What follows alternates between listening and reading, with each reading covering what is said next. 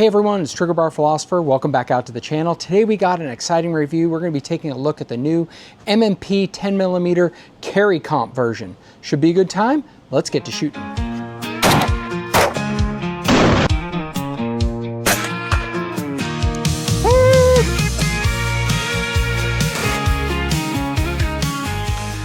Okay, so we have had on the channel recently me going back into 10mm in the Smith & Wesson lineup. I had one of these about 3 years ago when it first came out, almost 4 years ago now, and it was horrible. It was terrible. So I got back into it with this version, and of course, just as I get back into it and we get this all working out and reliable, we've done that. I have videos on that. I had problems with it, so I had to do a couple of things: replace the recoil spring, replace some mag springs, polish the feed ramp. Now that it's working reliably, Smith & Wesson does a horrible thing to me, and they come out with a carry comp version. If you watch the channel, I do like compensated guns.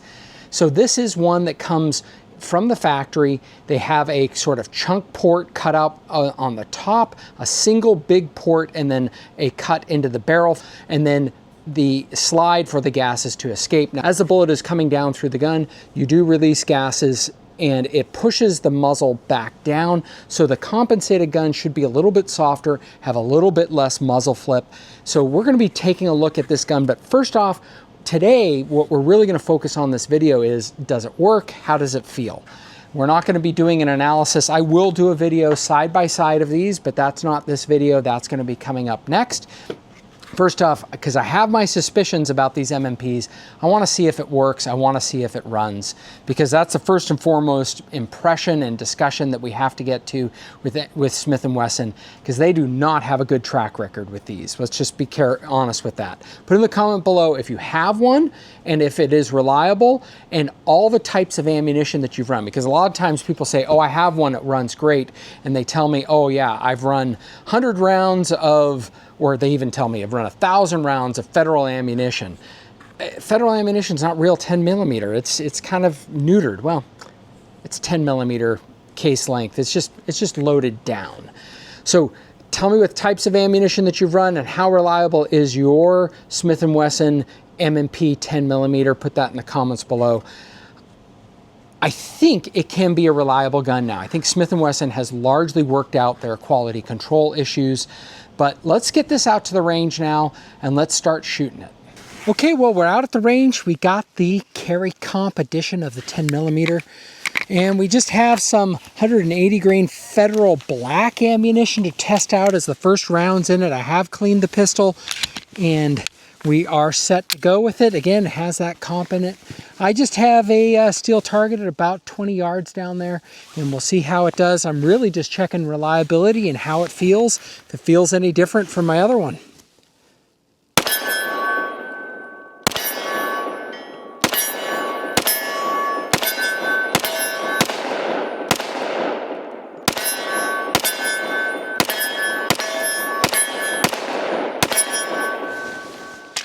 What I will say is that there is noticeable less flip. You still get the recoil of a 10mm because that's what it does, but it's just far easier to get back on target with that port that's in it. So I'm happy about that. And hey, ran the first magazine. That's good. And these are the factory mags that came with it. I have not touched these mags. I know in my other 4-inch one, I've changed out the mag springs. These first two magazines that I have loaded up are just the ones from Smith & Wesson.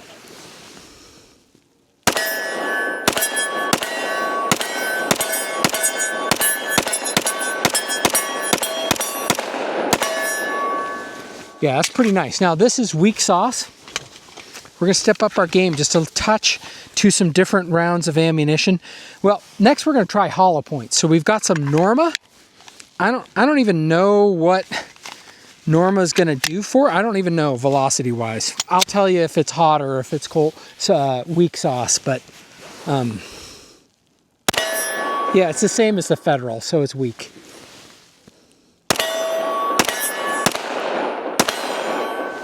Right, just a few rounds just to test. We're just testing function, right? Just testing function, and I don't want to blow all my ammo on it because ammo's expensive. All right, up next, we have some buffalo bore 200 grain. It's their FMJ, not their monometal. So it's still bringing the heat. This is going to test hot stuff, and we are using the upgraded mag springs to a plus 10% power mag spring from Wolf. So we'll see how that does. Yeah, that's a little hotter.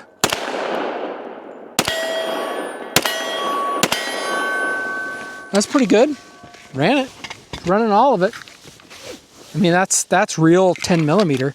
And then finally, we have some Grizzly 180 grain ammunition. So it's their jacketed hollow points. We have a video on that. That may come out after this one. We may rush to get this one out, but I already have shot a video a week ago on that. So let's see how it performs and if it does perform.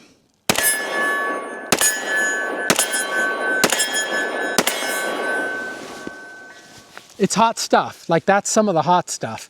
So this is, but it was with the plus 10% mag spring. The new gun's working great. I'm super excited about that. Let's get out of the cold, wrap things up. Hey, wow, so far so good. We ran a variety of types of ammunition, and this thing is running really well. That's pretty exciting. I'm super excited about that because I've had my suspicions and issues with these Smith & Wessons before. Even this gun here didn't work on some jacketed hollow points. I didn't test the exact ones that one had problems with, so maybe this one will too. I used some of the mag springs that were regular standard spring weight, and then I used some of my magazines that have that plus 10%. I think for reliability purposes, I'm just going to keep with the 10% extra power mag springs, and I'm going to go ahead and replace these out. I also do plan to put in a 24-pound recoil spring because I want to run the hot stuff in that. And that just protects your 10 millimeters. They spring these for not the super hot stuff. And when you're going to be running the stuff that's on the edge of 10 millimeter, you really do want to put a higher powered recoil spring in here. So I'm probably going to be running the Galloway 24-pound recoil spring in this gun. I have a 22-pound recoil spring in this one that runs great. Let's just take a quick close-up look of this gun, and then we'll maybe take it apart.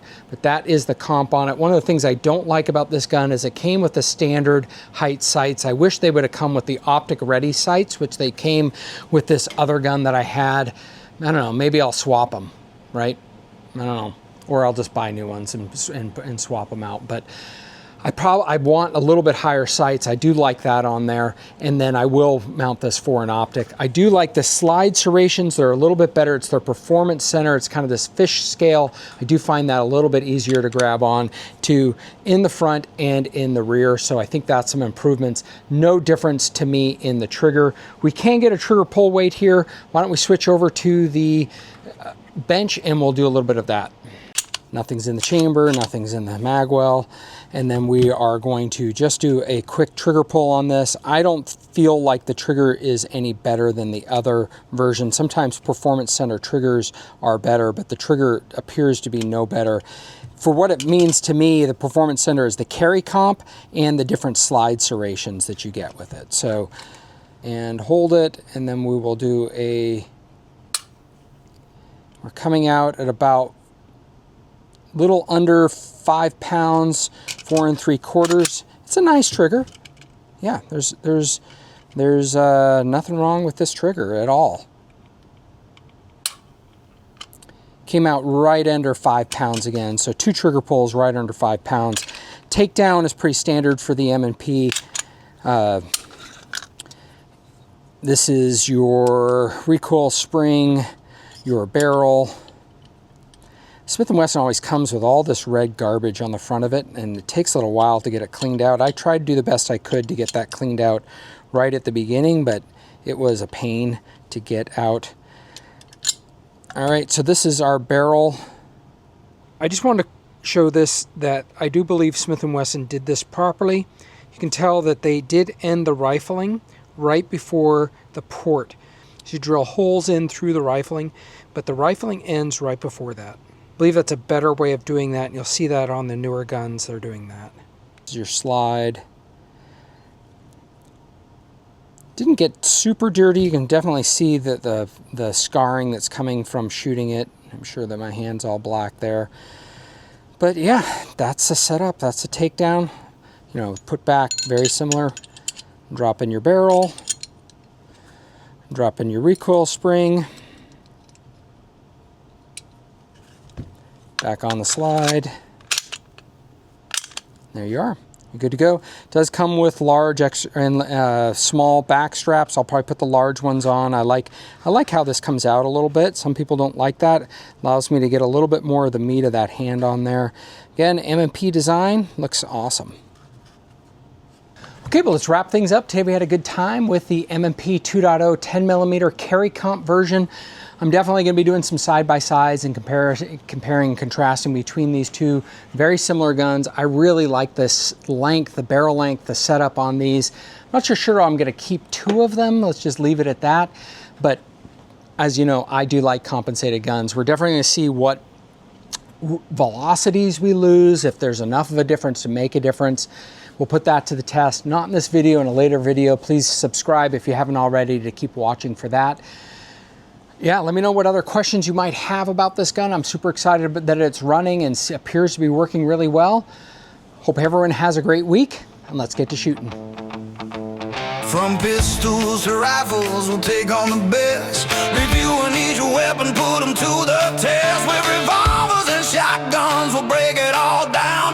The Second Amendment protects from the crown.